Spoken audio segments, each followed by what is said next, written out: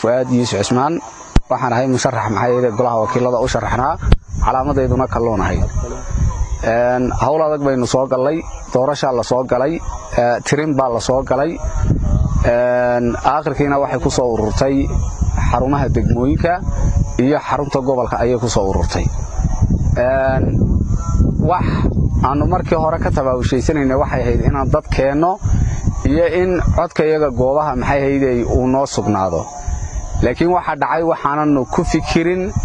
taasi oo ah in garabsaar ay yeeshaan dad maxay ahayd xisbiyada ku jira iyo dad maxay ahayd komishanka ku jira kuwaas oo qaab haybeysan isku abaabushay isuna urursaday shalay aroortii waxaan doonay xogta degmada Baki waxa la ii soo sheegay inaan halka ka helay 390 cod shalay toole markay 3 galabnimo ahayd ayaa waxay soo gaadhay warqadaas oo ka soo baxday xafiiska degmada Baki ee komishanka oo ay ku qoran tahay totalka Fuaad 250 cod 250 cod ma dhanna xataa codka ka soo baxay degmada Cali Xayd xilligii baan bilaabay inaan xaqiiqada raadiyo nimankii komishanka ee degmada nin kasta oo telefoonka iga qabtan arinta kala hadlay markii daba telefoonkiibu qaban waayay telefoonada ay xidheen annagu dacwad baan diyaarinay dacwadii aanu diyaarinay waxaan idhi Baki baanu idinku nimanaynaa dacwadeedana waanu idin soo gudbisanaynaa waxay nagu yiraahdeen sanaaduuqdii baan soo rarnay waan soo baxaynaa xarunta nagu suga maxay ahayd komishanka ee gobolka nagu suga halkii baanu ku sugnay way yimaadeen dacwadii fartaan ka saarnay waxaan idhi meeshan waxba qaldan ma timing error baa dhacay ma garanayna waxaan idhi hal la sugo daatada halka ku jirta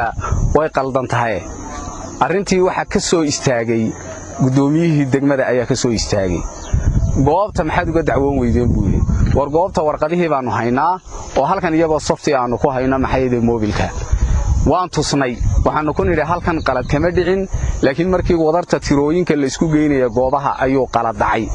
inaad ugu tala gasheen iyo inaydaan ugu tala gelin ma garanayno laakiin waxaan rabnaa xaqiiqadii inaan ogaano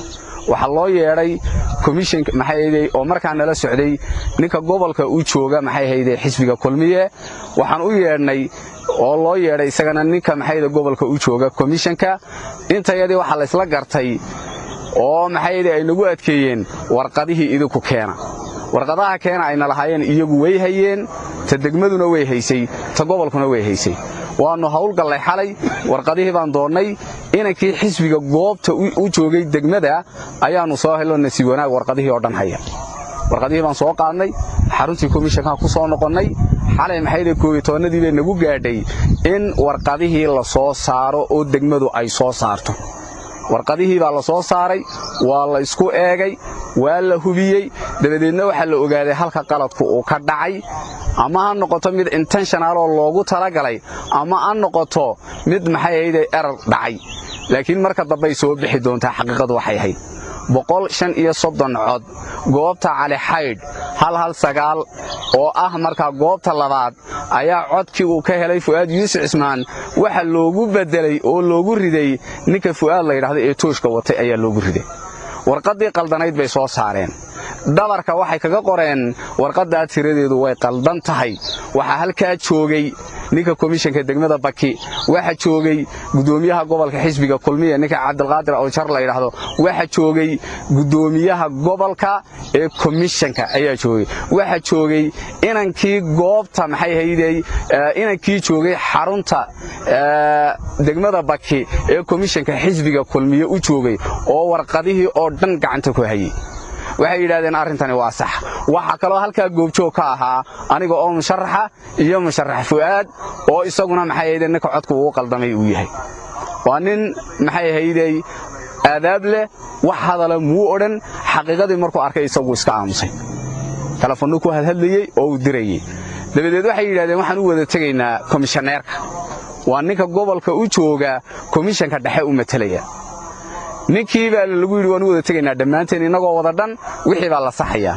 meeshii markaan galaynay booliskii waxay sii daayeen ninkii maxay ahayd komishaneerka degmada Baki komishaneerka gobolka iyo ninkii gudoomiyaha xisbiga ahaa kulmiye ayay sii daayeen labadeedii musharaxna banaanka lagu reebay gudaha la galay mudda laga maqnaa war meesha noo sii daaya waxa la isleeyahay goobjoogan ka noqonaa niri waa la laga diiday iyagina may oran soo daaya warkii waxaan ku helay markii dambe in ninka gudoomiyaha xisbiga ee kulmiye uu ku yiri ninka maxay hayday komishaneerka ah qaladku wuxuu ka dhacay goobta codaynta ayuu ka dhacay waxay gacanta ku sideen marka ay u tagayeen warqadii ka soo baxday goobtii codka uu ka dhaco Cali Xaydh oo afka ka xidhan oo siilira si xaqiiqada gunteeda loo taabto komishaneerka waxa lagu yiri warqada furo ma furayo buu yiri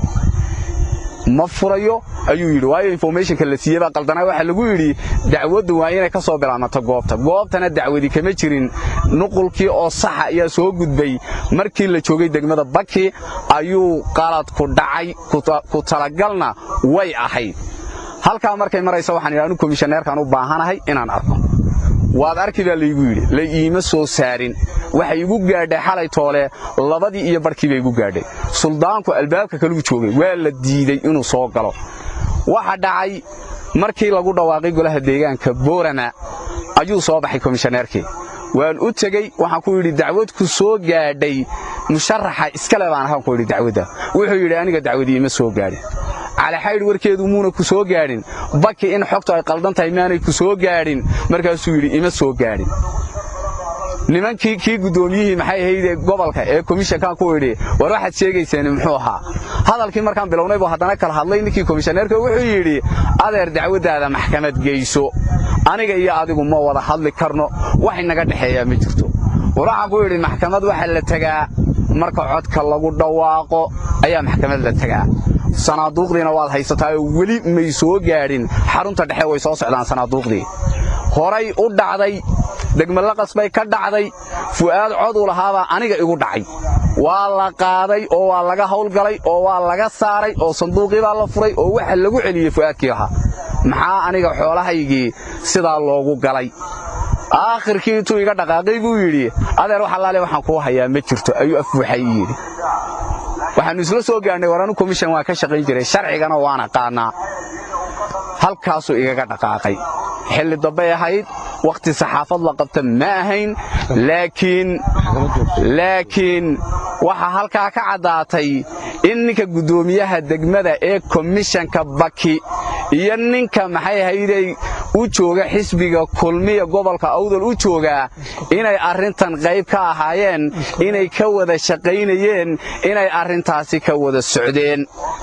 saaka hawlgal kalaan galay hawlgalkiina waa la loo hoosaasiyo waxa si degdeg ah loogu dhawaaqay natiijadii hordhac ahayd baa lagu dhawaaqay anigu waxaan markaa halkan ka cadaynayaa inaanan ku qancin wixii komishanku oo halka kaga dhawaaqay arintaydana waxaan u gudbinayaa maxkamad mana aha Cali Xaydh oo kaliya dacwadaydu imaka waxaan rabaa sanduuq kasta oo gobolka Awdal cod ka soo baxay waa in la ii hubiyo oo la ii jeegareeyo guddi dhexe oo aan ahayn guddiga halkan oo aanu ku jirin komishaneerka halkan ku qoran oo aanu ku jirin gudoomiyaha gobolka komishanka halkan oo aanu ku jirin gudoomiyaasha degmadu aanay ku jirin arinta waa in loo saaro xuquuq dad baa la lumiyay xuquuq musharax baa la lumiyay ilaahay baa ogaa dadka reer Cali Xaydh markaynu tusaale u soo qaadano dhulka aan ka soo gurnayno ka keenay codkeediina nin baa la siiyay nin aan lahayn baa la siiyay nin aan deegaan ahayn baa la siiyay taasina tu Soomaaliland ay ku wada joogayso ku soconayso ma aha haddii dadkii dhexdahay xoolaha gacanta ku hayay intay is urursadaan isreereystaan isqabiyaaladeeyaan dadka kalena xoolahooda ay dhacaan de wixii sharci darro lagu samcida sharciga gacanta ku haysta haday sharci darro ku dhaqanto anigu maxaan markaa sharci ku ilaalinayaa waxa halka ka soo baxay anagu waanu taatufaynay waxaanu raalli ka nahay ma aha sanduuq kastana Lughayana waxa la sheegayaa in qayb loo geliyo deegaanka ma aha degmada Lughaya deegaanka ma aha degmada Lughaya deegaanka ma aha eriyada Cali Xaydh waxa weeye ninkaasi degmada Lughaya wuxuu ka helay 300 56 cod oo uu xaq u leeyahay maantana waxa la siiyay 419 cod ayaa la siiyay waxa loogu daray 135 cod oo ka timiday degmada Cali Xaydh ka timiday waa intaan anagu ognahay waa intaan cadaynteedii hayno waa inta dadkii dacwadda aan u gudbinay ay nala og yihiin warqadihii cadayntii wixii oo dhan ay hayaan kiiska iyaga anagu maxkamad baan u gudbinaynaa dacwad baannu halka ka furannay doodaasina way soconaysaa dadka iyo shacabkiina soo doortay ee aanu u sharaxnayna waxaan u sheegaynaa war waad codayseen oo waad jawaabteen laakiin cidii aynu aaminay ee commission ahayd ee xisbi ahayd ayaa arintaasi ku xadgudbay iyaga ayaa meel ka dhac sameeyay iyaga ayaa xoolaheennii qaatay waad maasatay kalluunku ruqi waxa ka soo baxday 8 cod uu leeyahay kalluunku codadka marka la isku geeyo degmada Baki waxa leh Fuaad Yuusuf Cismaan oo calaamadiisuna tahay kalluun aniga xaqiijinaya oo og waxa lagu qoray codkii Cali Xaydhna waa nin aan deegaan u ahayn oo naan arag oo naan maqal oo ka ololayn oo gob degmada Baki meel uu isa soo taagay jirin dadkii aan guraynay ee kharashaynay ee baabuurta u kiraynayna waa ka lagu bedelay commissionku degmada Baki iyo kaboor halkan isku yimid xaruntan waa kuwa ka shaqeeyay 3 nin baana sababta leh commissionka degmada Baki oo la hayb ah ninka uu codka u doonayo ee tooshka sita iyo ninkan xusbiga uga wakiilka ah gobolka xusbiga kulmiye oo isagana la yeeshay gacansaar 3 nin ayaa halkaa ku heshiiyay inay codadka kala bedelaan dacwadii loo goodiyay iyo codkii aan gaarsiinayna dhagahay ka furaysteen waxaanu leenahay hadday cadaaladda Soomaaliland oo dhan sidaa tahayna waa la fuliyay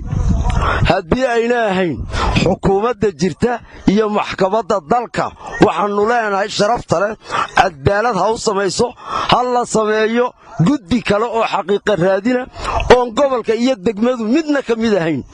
waxaan ku iraahdaa intiina daawanayso oo dhan waan salaamayaa baada salaan waa idinka malqaaya inankii musharaxaha iyo garaadkiiba sida waxaan ku iraahdaa ay u warbixiyeen waa dadkii wax ogaa weey marka cadaaladuna dadkay wada deeqdaa haddii ninkii maxaan ku iraahdaa waxaasoo dhiba galay ee dadkiisii buuraha ka soo guray intaasoo gaari kireeyay intaasoo dada maxaan ku iraahdaa meel walba ka dhacay buur walba ka dhacay wixiisii aayar ku kala loogu bedelayo dee waxba ma jiraan bay noqonaysaa marka waxay noqonaysaa cadaaladii ma jirto waxay noqonaysaa nin waliba dee sidii uu doono inuu u dhaqaaqo marka waa dhan yahay warkaasi waa intaa la idiin sheegay cadaaladdu dadkay wada deeqdaa waxaan jecel lahay dad aan ahayn dadka gobolka midda kale waxaan anugu hadda aan ogaaday anugu odayaasha boorame amba dadkan ka mid ah reerkan waxaan ogaaday inay dadkan badidoodu family isku wada yihiin raggan codka bedelo dhan inay isku wada reer yihiin taasina waa waxyaalka keena corruptionka had iyo jeer kharaabinta iyo maxaan ku iraahdaa waacadka nin alla ka baqayni dee waxa weeye waa ka maxaan ku iraahdaa wuxuu doono sameyn karaa marka cadaaladdu dadkay wada deeqdaa waxaan leenahay arrinka isaga waa in la noo baaraa sanadii horta warku waa inta la sheegay maxkamadoodana waan eegi doonaa halkan cadaalad ma taalo maxkamadoodana waan eegi doonaa ilaahay hadduu ka dhigo oo waa sidaa la sheegay nin baa yidhi aduu waxnamaad yeelina ninka adari kaa soo hagaa waxna yeelay sheekh reer gabileeyahayo sheekh Cumar Basiiri loo odhan jiray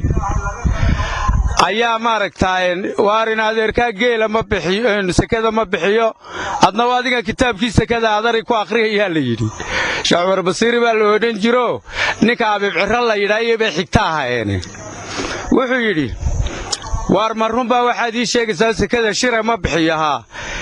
kitaabkii buu laabay yidhi waa kadib la soo hagay baabuur ma jirin yimiday jufa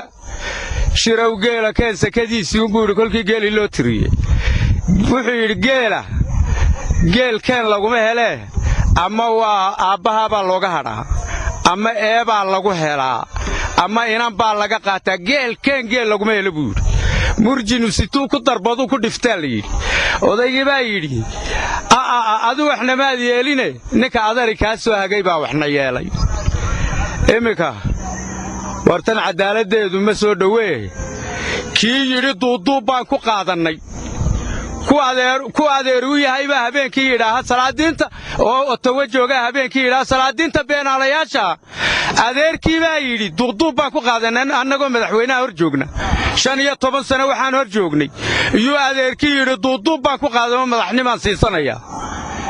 orda cishadaasaan dhimanay anuu inanka musharaxee inanka loo dulmiyey waxba ka sheegi maayo dee niman la yidhi ma garanaysaa miisaan baatiin yaa meesha joogay wuxuu yidhi magaalada Booraba ayaa nin boolisaa joogi jiray nin gabayaayahoo bedel la odhan jiray ayuu jaad ka qabtay wuxuu yidhi haddii damacuurka kaa galo wuxuu yidhi baabuurra dafaa dushaada mara miskiin daayacoo dameer wata iyo nin kula degay maa la diirtaa buu yidhi dadka cod kaa bixiyey kulka cadceeddu waa 45 buu ku marayaa maalin oo dhan bay sidaa u joogeen ninka codkooga ka dulmiyey ninkii dhuuntaa lagu dhiftay booliska horta ninka codkooga ka dulmiyey dhuuntaa lagu dhifan doonaa taa horta iyada ogaada ninka halkan loo soo diray waa qurba joog baa la yidhi dee halkan buu haddana u soo shaqo tegay halkan geedaan sogsogtaa waad garanaysaa markaa nin soo shaqo tegay waad garanaysaa warba uu guriga xalay markii lagu heshiiyey ka degmada iyo maaragtaa kii goobta joogay iyo kolkay wada heshiiyeen waan ka imid anuu aarifa saxaan idhi way niga heshiiyey kii loo geeyey muxuu ogaayay hargeysa ka yimid duunbaa waraaqii daadiyey oo ma doonaya yidhi dee waa la garanayaa nin soo shaqo tegey waxaan leeyahay war wax kala geli mayne bal maxkamadoodana aan eegno salaamu calaykum waraxmatullahi waan teganaa maxkamadda wixii qoraala iyo wixii wara iyo wixii cadaynaba waa lala tegayaa maxkamadoodana aan ka quudsanaa ma ka ha raacdo ama